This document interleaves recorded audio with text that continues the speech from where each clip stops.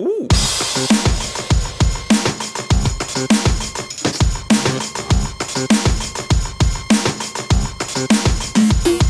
Yeah.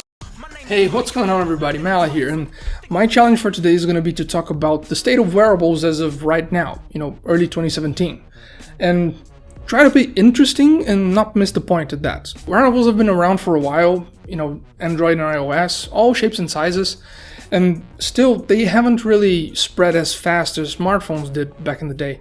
But I don't think anybody expected smartwatches to just take over the world in a couple of years. What is interesting though is that smartwatches had a much more well-defined barrier to break in order to, get everybody into this more always connected digital world we're living in right now.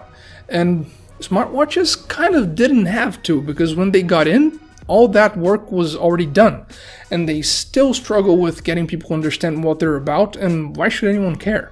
Since someone has to be made an example of, let's talk about the Apple Watch 2. The ultimate upgrade to the once called iWatch, back when it didn't exist. When compared to the older versions, the new one has a better chip inside, so it's faster, overall performance is greater. Better battery life is due to both the bigger size of the battery and more, precise power management on the side of the software. There's also built-in GPS, so you can leave your phone at home and just go about for a walk. And it's water resistant to up to 50 meters. Something that's nice if you're gonna just, jump in the water, swim with it, surf, dive, whatever, you're cool. And that's it. Those are the differences.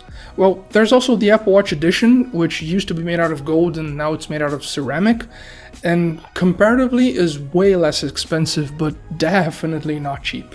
Just a quick mention though, the engineering they came up to waterproof this thing so heavily with the vibrations from the speaker pushing out the water, yeah, that's dope. The list of features obviously doesn't end there.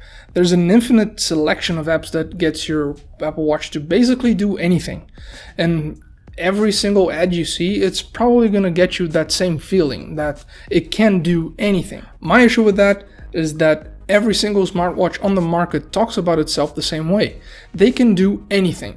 And maybe that's the reasoning behind all the comparisons between what a smartwatch can do and what a smartphone is capable of.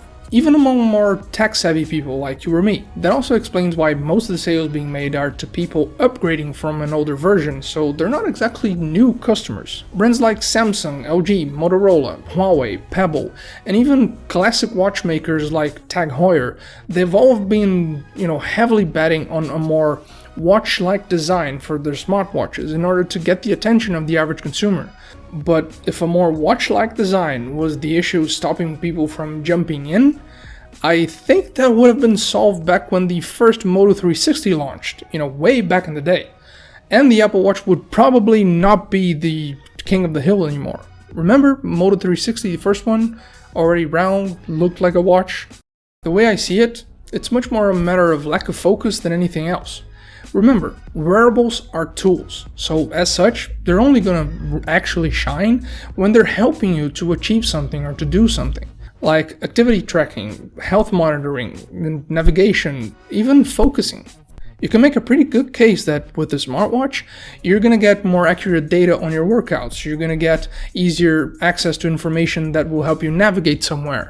Stuff like barometers are even gonna hint if you're going to need to pack an umbrella for the day or not. There's all that information on your health because of the constant monitoring, which is awesome. And with the amount of notifications we get all day, it's actually helpful to just be able to, quickly look and tell if something is really important before you stop what you were doing to reach for your phone, to just then realize how completely irrelevant it was.